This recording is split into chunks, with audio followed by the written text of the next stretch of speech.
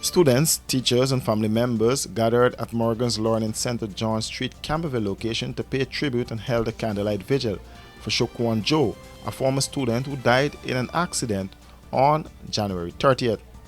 That accident occurred at number 1 Canal Access Road, West Bank, Demerara.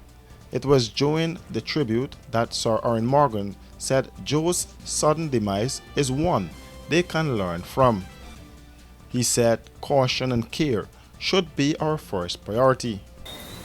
There are many young men here this evening, many of whom they have motorcycles. The grieving mother and the grieving father. The loss of a brother, friend, a nephew, cousin. It is time for us to exercise care and caution and respect for our lives. We must see this tragedy, this family, for this young man. See it as a learning experience for us. Many of you think that you are invincible.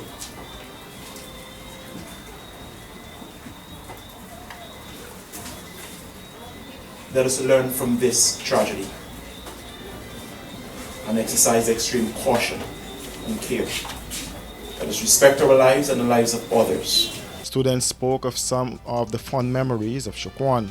The kind of Shokwan, I know he was a hard-working individual, and I will always and continue to respect Shokwan Joe to being that hard-working individual. So he was a brave person, loving person, and I must commend the family for raising such a good young man, you know.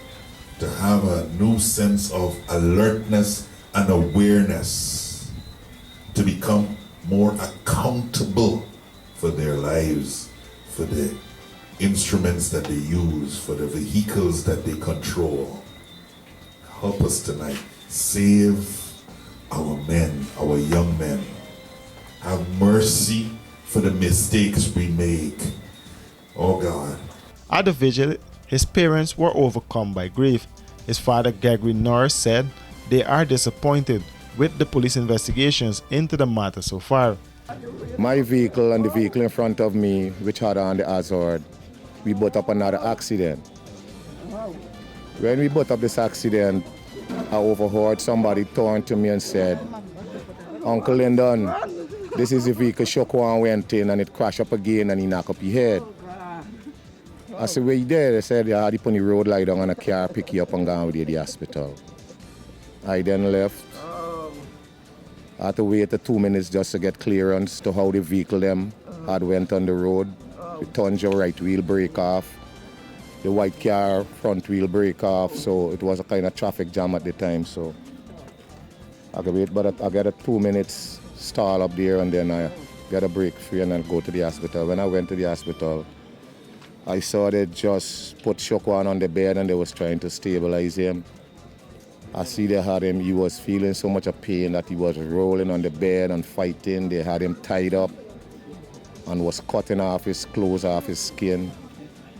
You know, medical attention was available to him at the time because it was like 3 doctors, 4 nurses. They was trying to like sustain the injury, get him, you know, saline, all kind of things was on him. But to be truthful, I stand there and watch my son pull his last breath. And it's kind of hard. Imaginable, when the reflection get to me, it's kind of heartbreaking, it's get me weak. You know, I stand there and watch my son fight for his life. My son fight for his life. I stand there and watch my son take his last breath in the eyesight of me. And that is not something easy for a father to witness. It wasn't easy. He had words of caution to young people, especially those riding motorcycles. My advice to all the young one out there who's riding motorcycle, care, caution, consideration, courtesy, and common sense, just use them on the road. Y'all just use them because the simple mistake with a motorcycle, your life could be involved.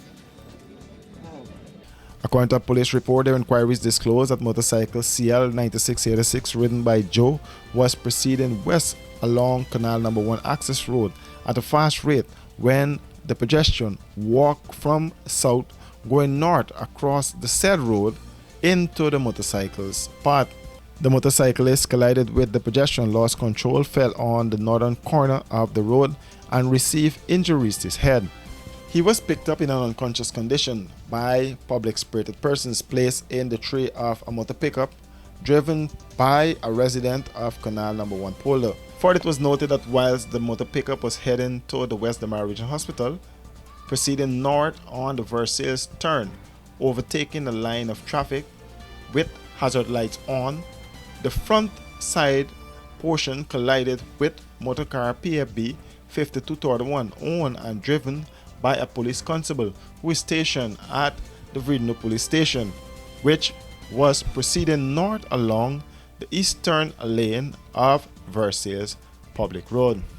The report noted that the injured motorcyclist was transported to the West Demerara Regional Hospital, where he succumbed to his injuries while being treated by doctors on duty. The family is preparing for burial of the 21-year-old young man on Sunday.